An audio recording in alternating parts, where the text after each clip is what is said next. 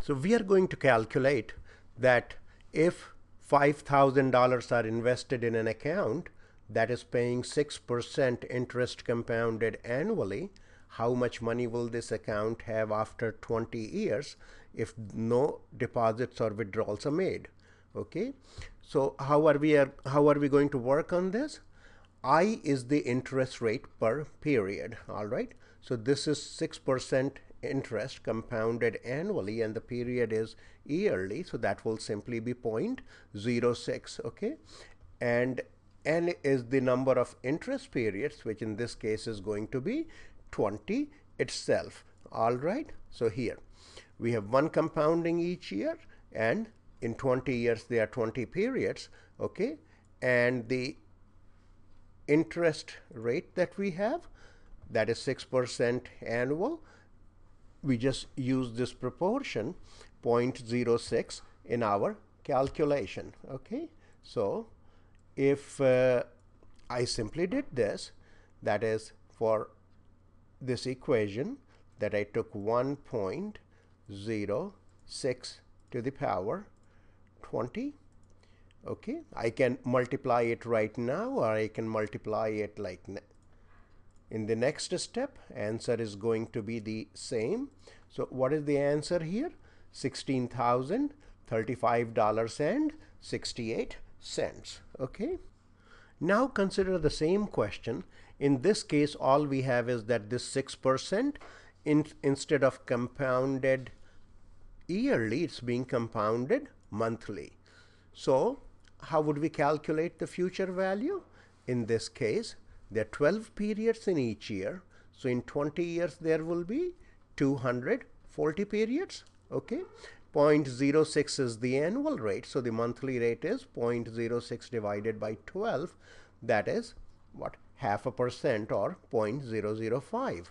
So after 20 years, the future value of this investment would be, I just put the values in here, and I can just go to my calculator and compute it the same way, that I have 1.005 to the power 240. Now since I know that multiplying by 5,000 here is going to work, I'm not putting extra parentheses, but if I didn't, I should have. So the answer here is how much? $16,551.02. You know, some more money than the annual compounding. Okay, now let's look at the same compound interest problem in which we have to answer a different question. That is, here's a guy David. He would like to invest some money in an account that pays 7.2% interest compounded annually, and David would like to have $20,000 after 15 years in this account. So how would we work on it? And of course, we look at the rules the way we have. Now in this case, we don't have to compute the future value. The future value is given to be 20,000. We want what? The present value, and this is just a simple algebra to just divide by this quantity here. Okay, so this is what we want to compute. All right, so let's go for it. All right, the interest rate we again have to compute per period.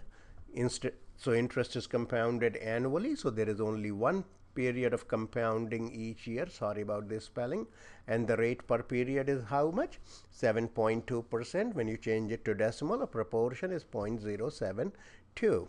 Okay, so next thing that I have to do is the future value is 20,000. Okay, so just a second. Future value is 20,000. So I'll just take 20,000 divided by 1.072 to the power. How many periods were we looking at? We were looking at, I'm sorry, here 15 periods, right?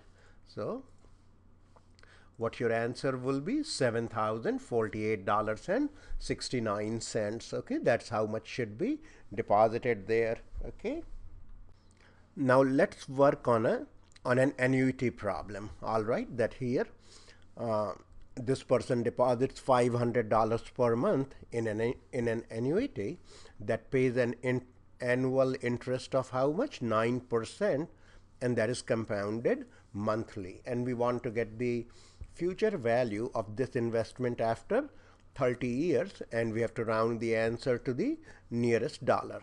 Okay, so this is the rule that we have for computing these annuities. I has the same meaning as before, and n is the total number of compoundings, or the total number of periods that the interest will be earned. So we will compute that over 30 years, and R is the periodic payment. Okay, so because of monthly compounding, we have 12 periods each year. The interest rate per period is what then?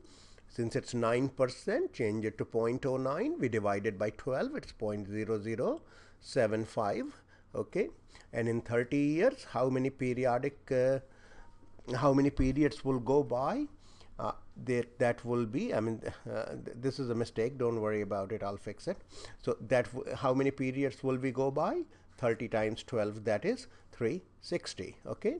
So we would like to compute this quantity, 1 plus 0.0075 to the power how much?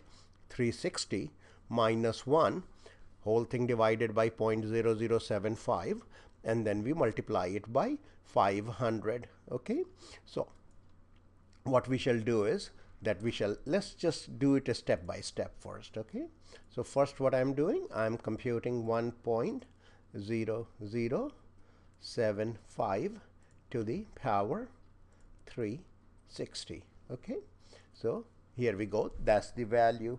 And then what I want to do, I want to subtract 1 from it, right? So we will go ahead and subtract 1. Okay, and then after that what happens? Now I have to divide by 0.0075, right? So let's do so. So we will divide this answer by 0.0075. Okay, so that's what we get. And then next what I have to do, multiply the answer by 500. Excuse me. So here, if I multiplied the answer by 500, yeah, what value will the account have? The account will have $915,371.74. Okay.